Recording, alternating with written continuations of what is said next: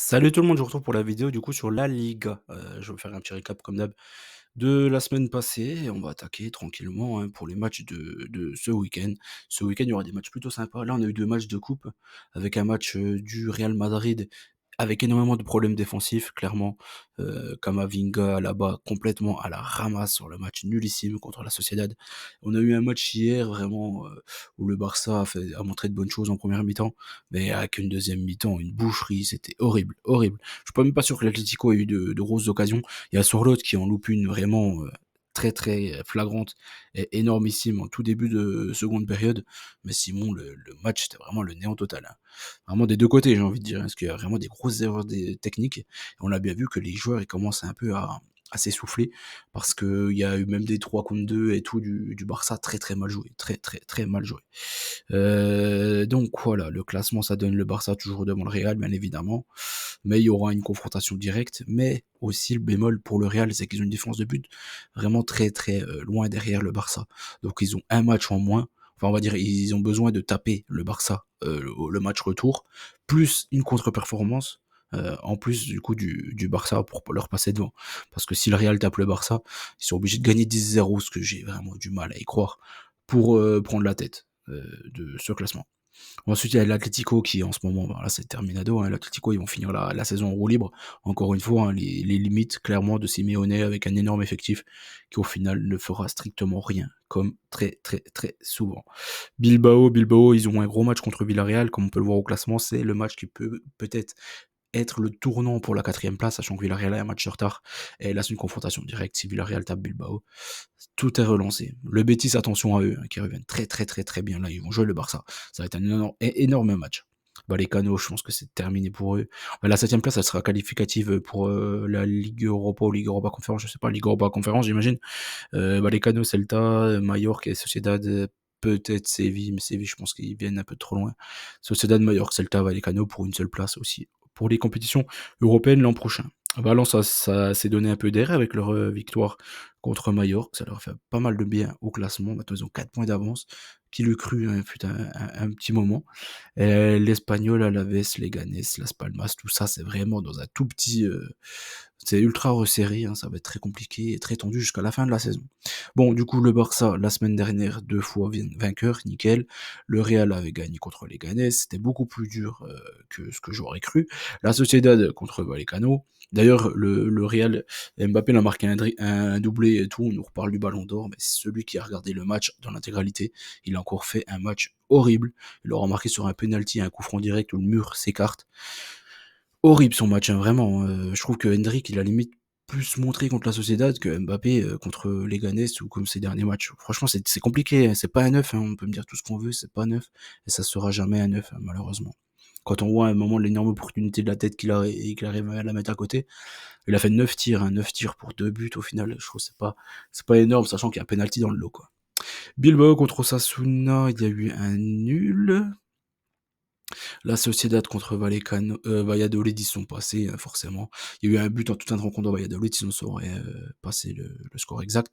J'ai eu 2 scores exacts, du coup, l'Atlético, la contre-perf du côté de l'Espagnol, et le Betis dans le derby sévillan, qui est passé aussi avec encore un énorme Isco, qui est magnifique. Alaves, Vallecano elle a gagné du côté d'Alaves, une petite surprise, on va dire, c'était un match en bois. Retafe, Villarreal est allé gagner.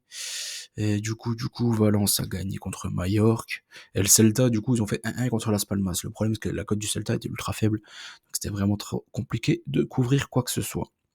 Vallecano, Espanyol, Girona, Alaves, Real, Valence, Mallorca, Celta, Barcelone, Betis, Las Palmas, Sociedad, Sevilla, Atlético, gros match encore pour l'Atlético, ils enchaînent les gros matchs. Valladolid, Retafe, Villarreal, Bilbao et Leganés, Osasuna. Clairement, le match à ne pas louper, ça sera ce Barcelone-Betis. Valence, ils nous ont montré contre les gros clubs cette saison, ils avaient beaucoup de mal, donc je pense que le Real devrait gagner ce match-là, sachant qu'ils avaient fait tourner Rudiger, notamment l'autre match, je pense que celui-ci, ils vont le prendre, logiquement. Vallecano contre l'Espagnol pour commencer. Le Rayo, c'est toujours compliqué leur match. Franchement, je vous invite à faire une petite impasse sur celui-ci. Je pense qu'ils sont capables de le gagner. Mais l'Espagnol a beaucoup plus besoin de points que Vallecano pour moi. Voilà, quand tu luttes pour le maintien, Vallecano, ils vont lutter pour la place européenne. Mais est-ce que le Rayo va être européen? J'ai du mal à y croire quand même. Ce serait quand même pas fameux. Voilà. Gérone contre Alavés, je suis parti sur un nul. Alavés a plus besoin de points que Gérone. Gérone à domicile, comme à l'extérieur, ils sont un peu, enfin, ils sont même très mauvais. Mais je pense que j'ai du mal à les voir perdre quand même à la maison contre Alavés. Ce serait vraiment une énorme contre-perf. J'ai du mal à y croire.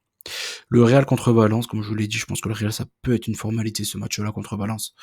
Ils peuvent se rendre ce match très facile en marquant rapidement.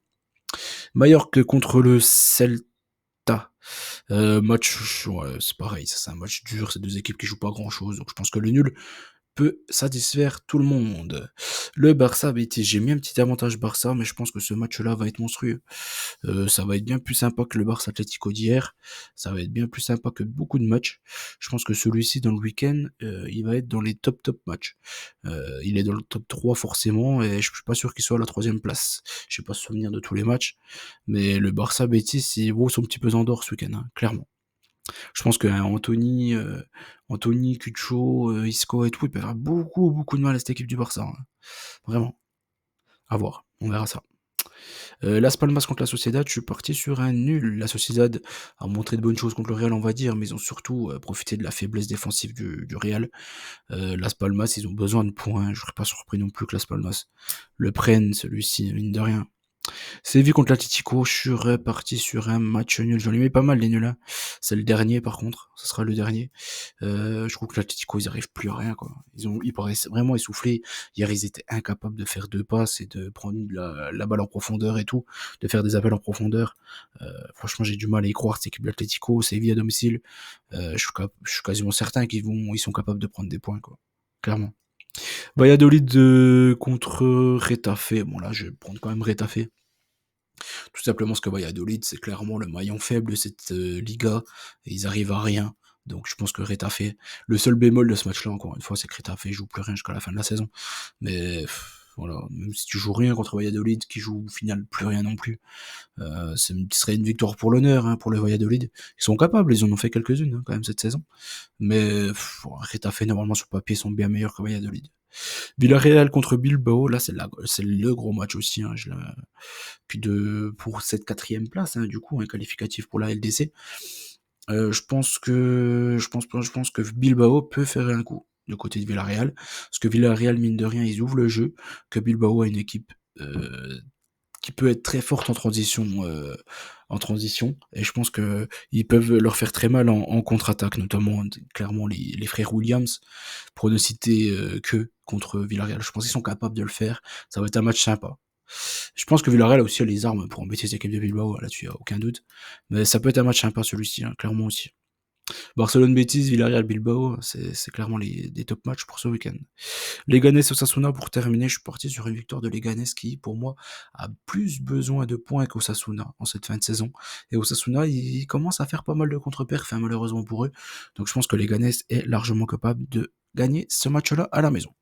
J'espère que la vidéo vous a plu. N'oubliez pas qu'on gagne au père ensemble. Je vous souhaite bonne chance à tous et je vous dis à très vite. Ciao tout le monde.